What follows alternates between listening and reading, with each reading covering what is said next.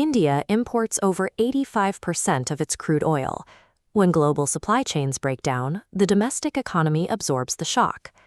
By late 2027, the ongoing volatility in key maritime routes has pushed global crude prices to new highs, putting massive pressure on India's macro stability.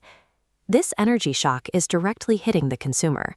With the government's strict CAFE 3 emission norms fully enforced and oil marketing companies passing on their compounding losses, petrol in Kolkata is projected to hit 135 rupees per litre by the end of your 5-year ownership cycle. But unlike previous fuel crises, there is an established alternative. The electric vehicle charging ecosystem across East India has finally achieved critical mass, turning what used to be a niche environmental option into a highly viable daily commute.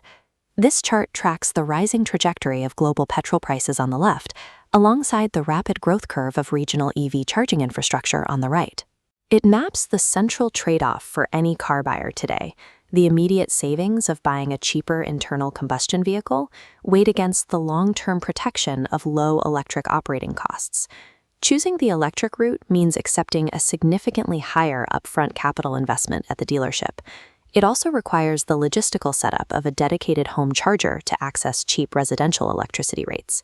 To evaluate these competing systems, we need a direct comparison using mature, identical vehicle platforms.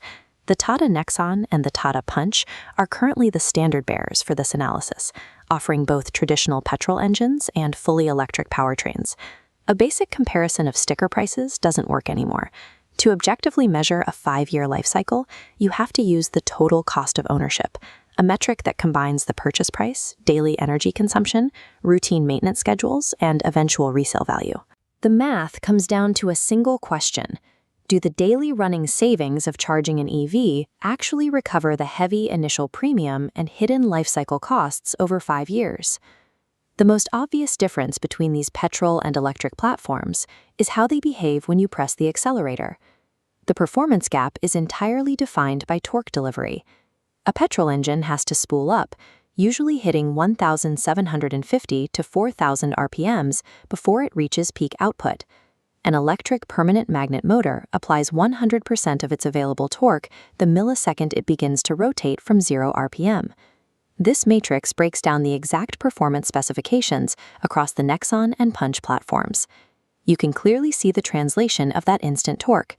The electric Nexon hits 100 km per hour in 8.9 seconds, completely outpacing the 1.2-liter turbo petrol variant, which takes about 11.5 seconds. On paper, it is a simple acceleration metric. On the road, this immediate power delivery gives the EV a distinct advantage for cutting through dense city traffic and executing safe highway overtakes. By 2027, these electric models are running on dedicated platforms, like the Acti EV architecture.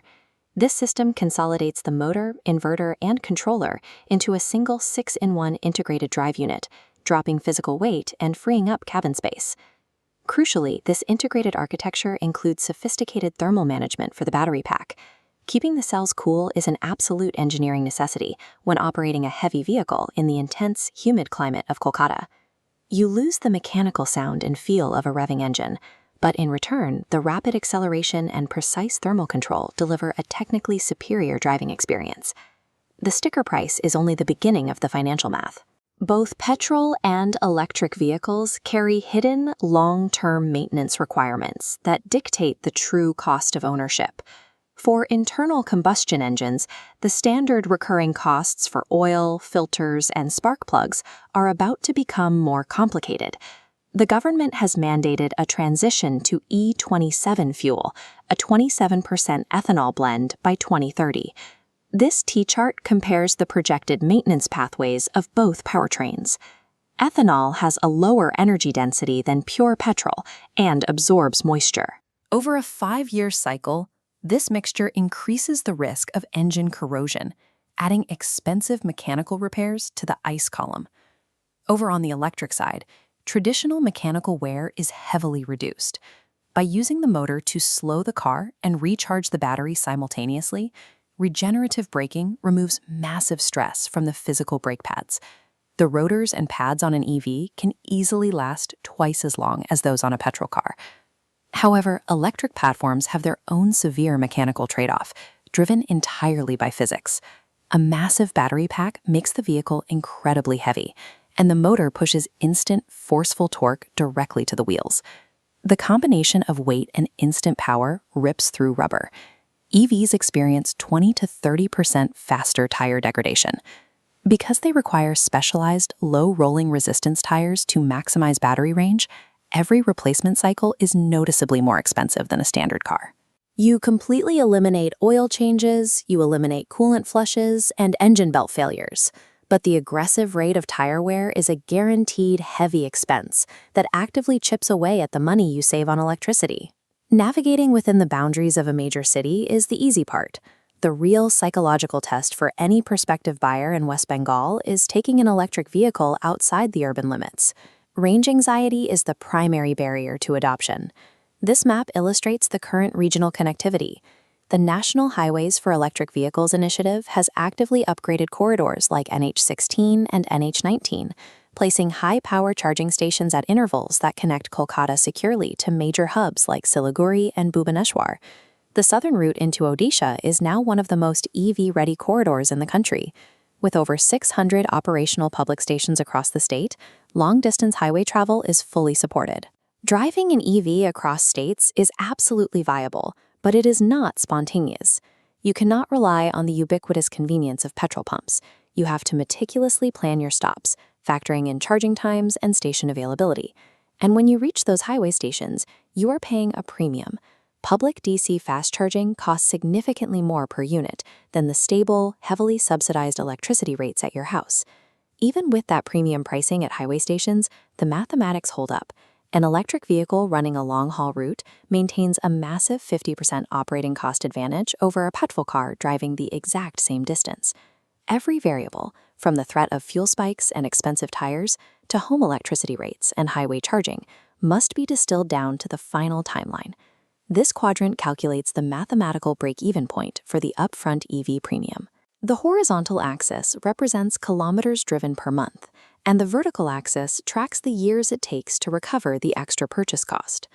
We start with a high-utilization driver covering up to 2,000 kilometers a month.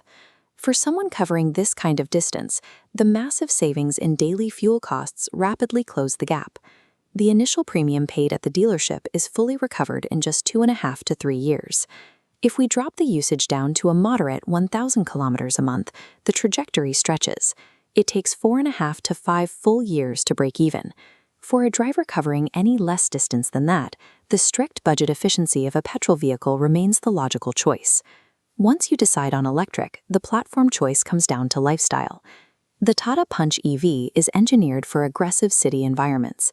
It optimizes strict budgets, absorbs rough urban roads, and fits perfectly into tight, congested spaces.